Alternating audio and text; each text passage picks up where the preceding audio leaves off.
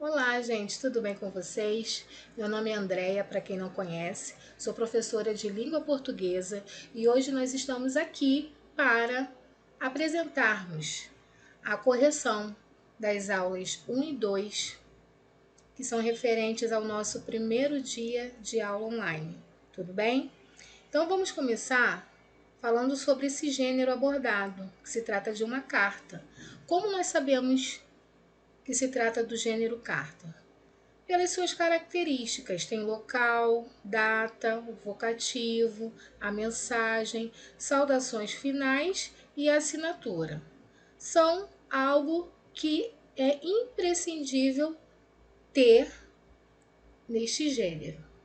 E, partindo para a primeira pergunta, vamos respondê-la. A linguagem predominante do texto é formal ou informal, gente? Com certeza informal, porque traz essa questão de a proximidade, não precisando respeitar a norma padrão da língua. Qual é o assunto? O assunto referido é sobre uma festa que acontecera numa noite em que o Adriano é comum aos interlocutores, a quem está escrevendo a carta e quem está recebendo a carta, tá? Número 2. Localize no texto um trecho que se percebe a linguagem sentimental subjetiva. Sentimental, o próprio nome diz, assim como a subjetiva, porque subjetividade é o oposto de objetividade.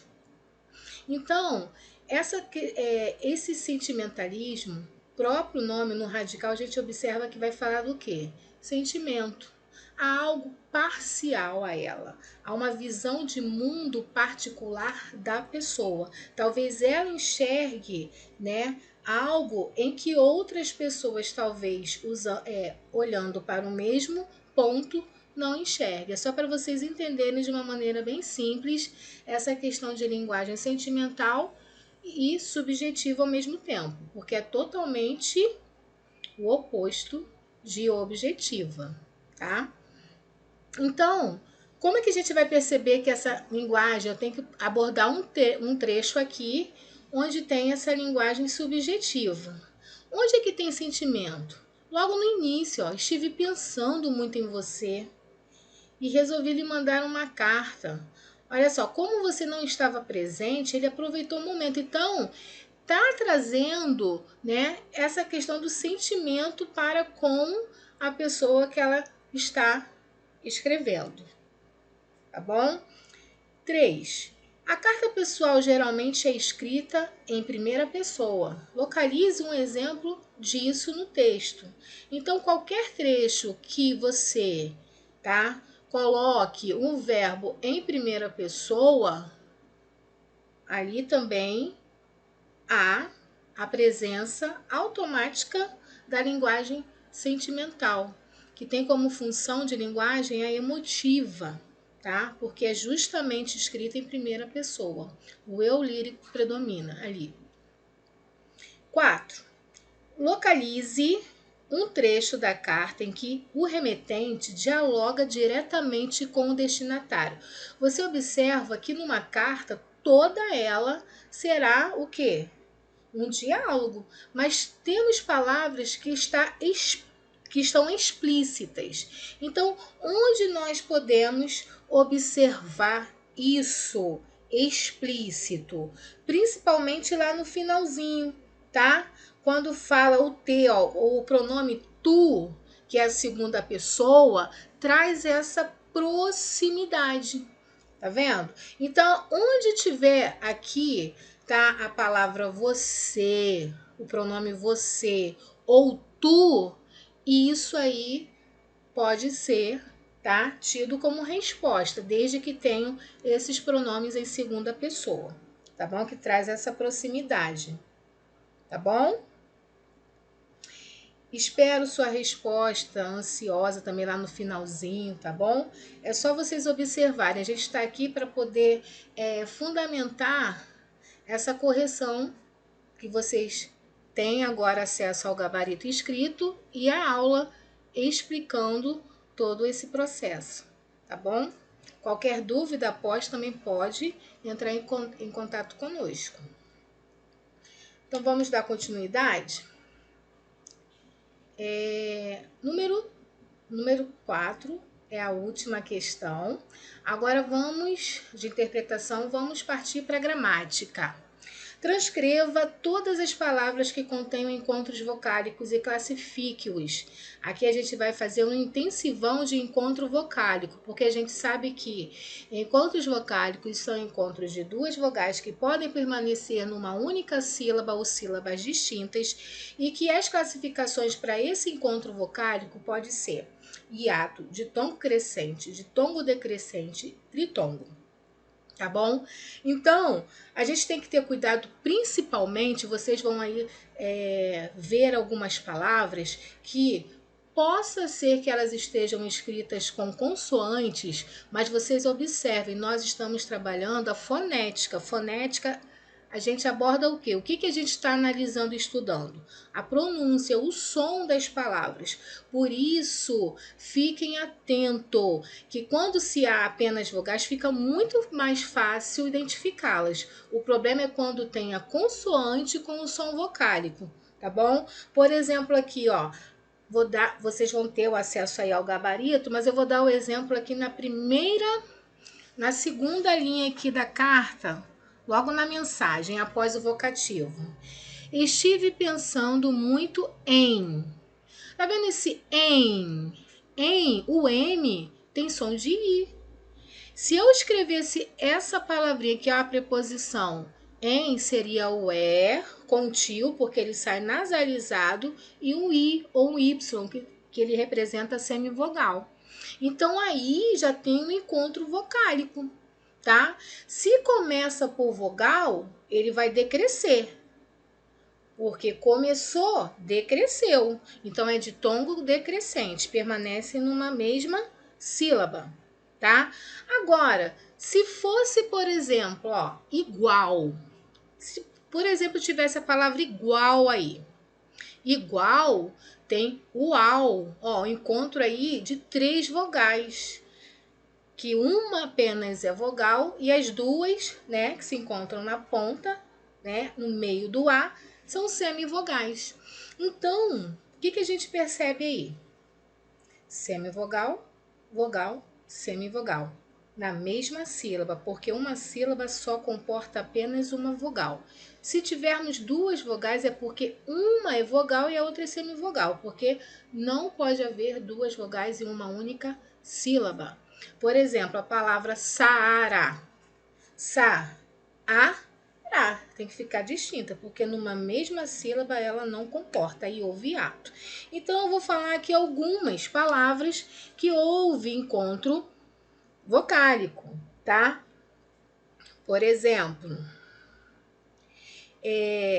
houve a palavra ação, como ditongo decrescente, resolvi, tá vendo? O OL, aí também há um ditongo decrescente. Por quê, professora? O L não tem o som de lê, tem o som de U. Então, fiquem atentos a consoantes que têm som vocálico, ok? E todas as palavras que tenham encontro vocálico estão contidas aí na folhinha de vocês. Vamos partir para pro próximo. Ih, gente, pro próximo pergunta. Para a próxima pergunta. A próxima questão. Eu tenho que encontrar, retirar do texto, palavras que sejam de sílaba oxítona ao mesmo tempo. De sílaba porque tem duas sílabas e oxítonas porque a última sílaba é a mais forte, é a mais longa, tá? Trissílaba e paroxítona, polissílaba e paroxítona, trissílaba e oxítona. Aqui nesse exercício você vai ter que relembrar lá. O que é oxítona? É quando a última sílaba é a mais forte.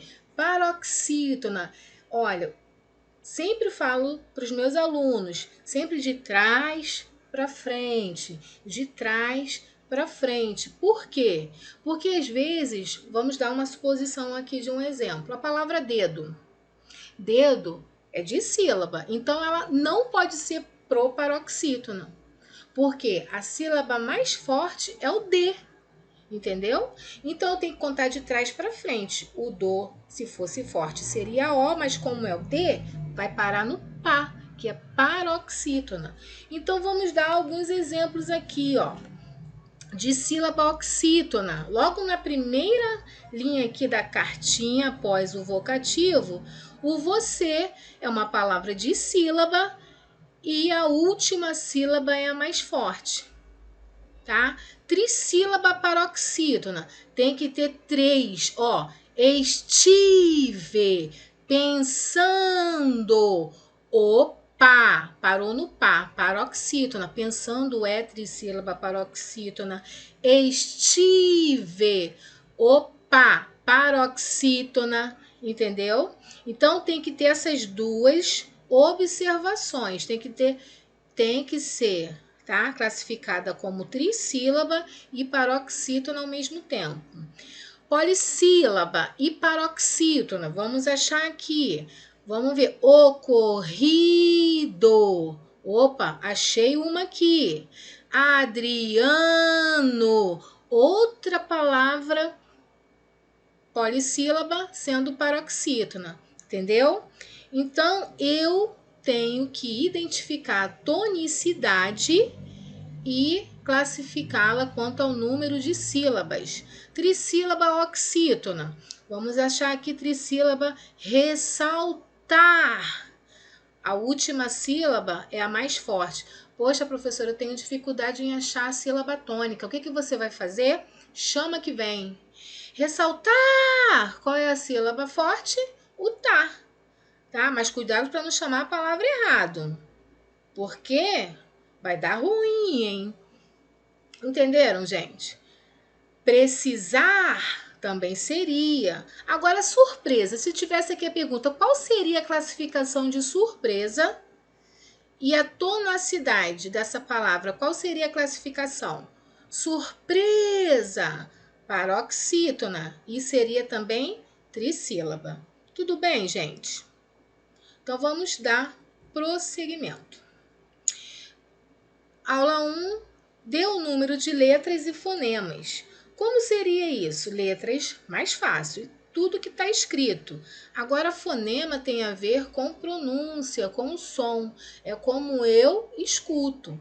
Então, se eu já consigo identificar o que é dígrafo, porque a gente sabe que o dígrafo ele pode ser consonantal ou vocálico, certo? Mas vamos relembrar o que é dígrafo, professora, mesmo? Dígrafo é quando há o fenômeno em que há duas letras, só que a representação dessas duas letras não podem ser o que? Identificadas, porque é apenas um som, tá? Duas letras, um único som. A palavra fregueses, por exemplo, vamos contar, ó, 1, 2, 3, 4, 5, 6, 7, 8, 9. 9 letras. 1, 2, 3, 4, 5, 6, 7, 8, 9.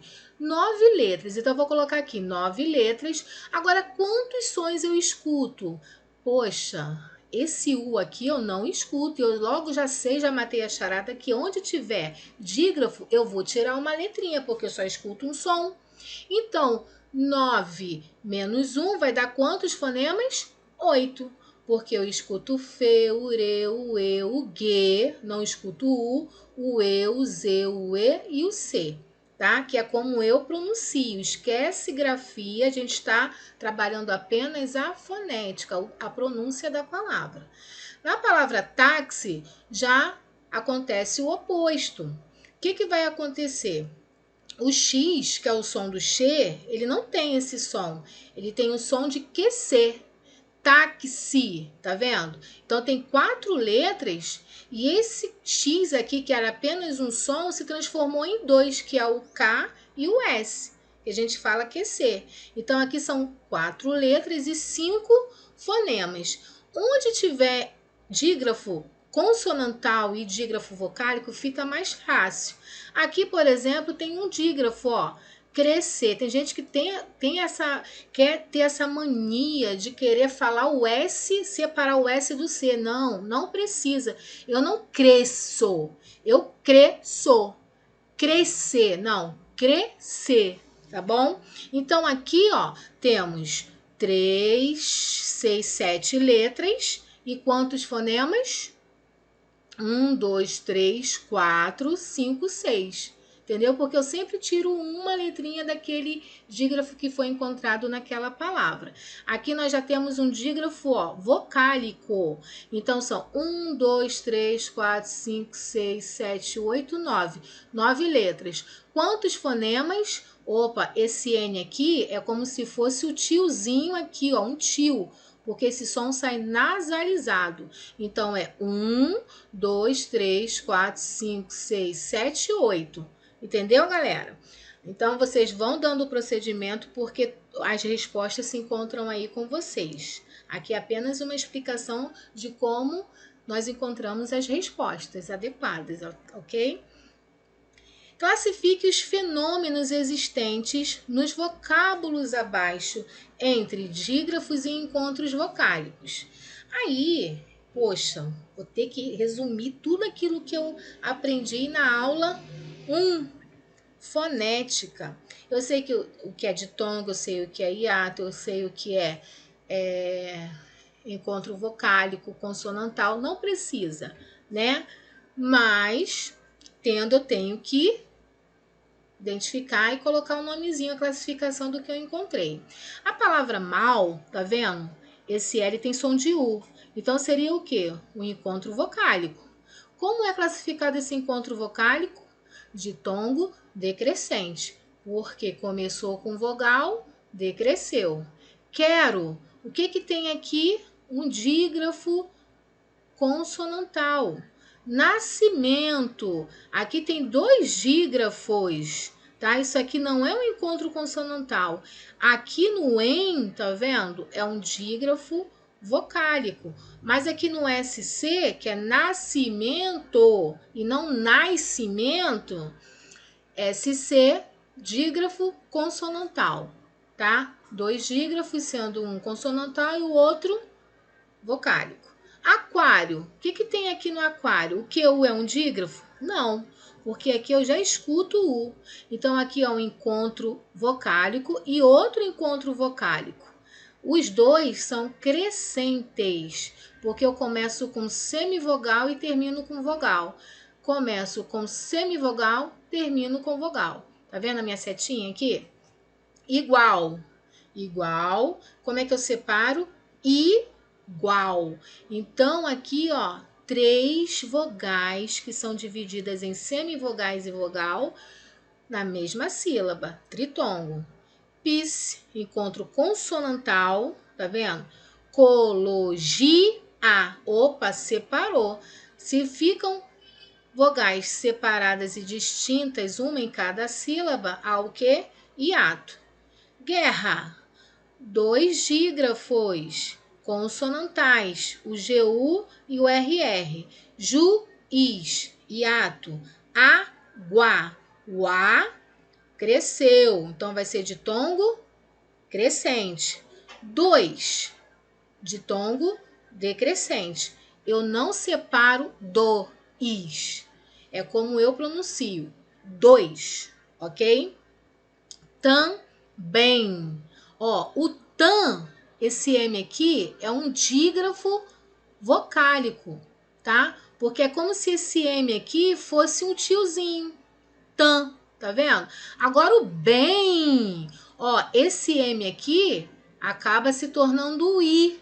Aqui, então, tem o quê? Um encontro vocálico, tá?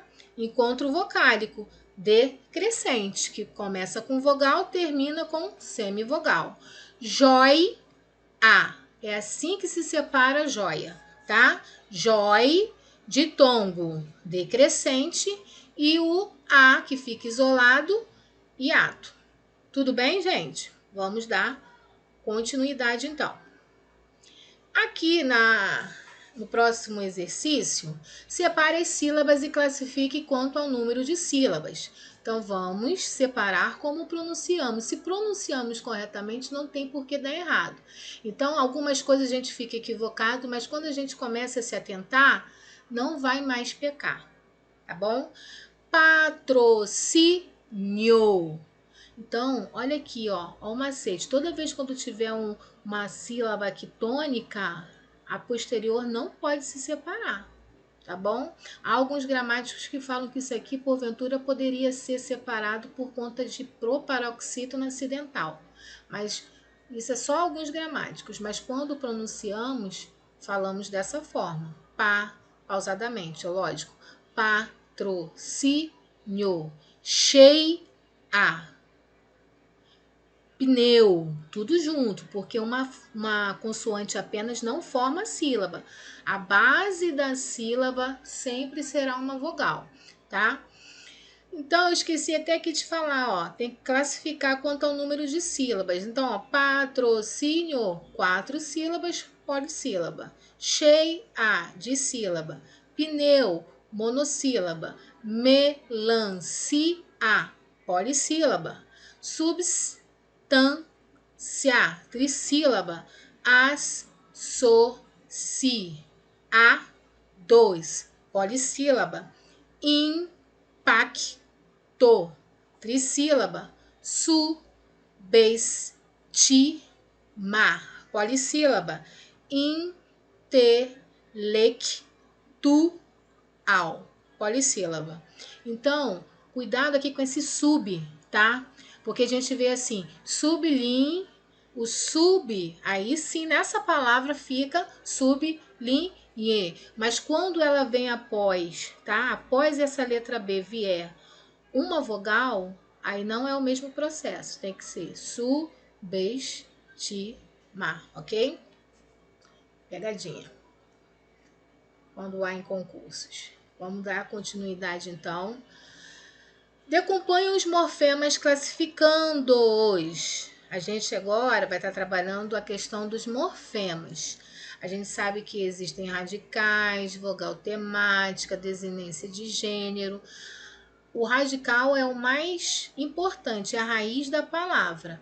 Esse izinho aqui, tá? Esse i aqui é uma consoante, não, desculpa, é uma vogal de ligação, porque é como se fosse a palavra moço, mais i, mais dade. Aí vem o sufixo depois, tá? Então, é radical, vogal de ligação e sufixo. Refaz, se está antes, tá? Antes do radical é prefixo e depois vem o radical. Cachorra, tá vendo? Aqui até o RR é a raiz da palavra, logo é a radical. É o radical. O A, como é que eu vou saber distinguir a desinência de gênero para a vogal temática? É justamente se tem par. Existe cachorro, então eu já sei que isso aqui não é vogal temática, é desinência de gênero. E o S é desinência de número. Café, radical. T, consoante de ligação. E o eira, sufixo. Encontrou o radical, fica muito mais fácil, gente, ó. Dente, radical. E vai ser o quê? Desinência de gênero ou vogal temática? Vogal temática, porque não existe dentro, tá? E o S, desinência de número. Agora temos o verbo. O verbo sempre vai ser essa sequência aqui, ó. Primeiro radical, depois vogal temática, depois desinência modo temporal e depois número pessoal. Radical no FAL, a vogal temática, vá desinência modo temporal e o M desinência número pessoal. Quando se trata de verbo, sempre vai ser essa sequência, tá? Radical, vogal temática e depois as desinências. Tudo bem? Desalmadas. Qual é o radical? Eu sei que a primeira palavra é alma. Então, eu achei o radical que vai até o alma, o M. Antes, tem uma palavrinha, uma partezinha, então vai ser o quê? Prefixo. após sufixo. Mas esse sufixo aqui foi depreendido também, ó, porque existe desalmado e desalmada. Desinência de gênero, tem o S, vai ser desinência de número. Facinho, né, gente? Moleza. Vamos dar continuidade. Dê o nome dos processos. Aqui já é, né, uma deixa para continuarmos na aula 3, porque já são exercícios da aula 3. Girassol. Girassol, a gente sabe que tem 2 radicais aqui. Existem 2 tipos de processo, né? Como vocês estudaram, como vocês viram na aula passada. Existe o quê? Um processo chamado, que é composto por derivação, né? É um processo de derivação ou por composição. Há 2 classificações: o que se forma por derivação ou por composição. Para ser composição, não tem que ter sufixo nem prefixo, tem que ter 2 palavras, ou seja, radicais, tem que ter pelo menos 2 radicais. E aqui nós encontramos, ó, o gir e o sol. Então aqui, perdeu letra? Não. Então vai ser justaposição. Pontapé, opa, eu vejo 2 palavrinhas aqui, justaposição. Pernalta, perna alta, perdeu um A aqui, aglutinação. Petróleo, se você não sabe, petróleo é pedra mais óleo, aglutinação. Aí já houve uma mudança quase que drástica, né? O olhar, opa, não tem sufixo, não tem prefixo, então só me restam 2 alternativas. Ou vai ser imprópria, ou vai ser regressiva. Regressiva, ela regride do verbo. E o olhar, aí parece que está o quê? Mudando a classe gramatical, porque olhar é um verbo. Como está acompanhado do artigo, é isso mesmo, tá? Então, é imprópria. A dúvida, opa, não tem R no final e a dúvida vem do verbo duvidar, regressiva. Infelizmente, existem 3 palavras aqui contidas? Se existem, ela vai ser o quê? Derivação prefixal e sufixal. Infeliz e felizmente. É isso mesmo, derivação prefixal e sufixal. Anormal, prefixal, porque tem prefixo. Em, tarde e ser. Existem 3 palavras aqui porque eu estou vendo um prefixo e um sufixo. Não, não existem 3 palavras, só existe mesmo a palavra entardecer, porque não existe em tarde nem entardecer, tá? Então é parassintética. ONU, sigla, Organização das Nações Unidas. Já ia falar nacional. Você, aqui já houve uma mudança drástica. Para quem não conhece essa palavra você, houve muitas alterações no decorrer dos anos, porque antigamente era vossa mercê, e aí hoje ficou você. Então, aglutinação, foto, abreviação, tá? Porque é fotografia. Aí, quando a gente abrevia, é um processo de abreviação. Terreno. Terreno, a primeira palavra é terra. Então, é terra mais eno, então vai ser o quê? Sufixo. Televisão, aqui há um processo híbrido, é hibridismo, porque tele é do grego e visão, se eu não me engano, também é do grego, tá bom? Tic-tac, onomatopeia. Cine, a abreviação. Descascado. Existe descasca? Sim, mas existe cascado? Não. Então, aqui é o que? Para síntese. Aquático. Aquático. Água. Então, vai ser o que? Sufixação, tá? Petróleo. De novo, né, gente? Houve aqui, ó, a mesma coisa, vai ser aglutinação. Guarda-chuva, justaposição. RG, sigla. Palhaçada, qual é a primeira palavra? Palhaço, então vai ser sufixação. Inutilmente, qual é a primeira palavra? Útil, tem prefixo e sufixo. Formou 3. inútil, utilmente e útil. 3 palavras. Então, vai ser derivação prefixal e sufixal. Biografia também é hibridismo, porque bio também é do grego ou é do latim. Como é que a gente sabe? Normalmente, essas palavras é que a gente não consegue depreender aqui um radical. Bio, a palavra por si só representa a vida. A gente sabe, a gente traduz essa palavra, porque vida é vida, aí tem um radical. Agora, o bio representa a vida, que faz parte mesmo do nosso vocabulário. Ok, gente? Então, procurem as listagens de algumas palavras que vocês possam achar que sejam de língua portuguesa, mas não, são de origem estrangeira, para vocês aumentarem essa percepção de conhecimento em relação à estrutura das palavras, tá bom? Espero que tenha ajudado. Beijos e até mais, se Deus quiser.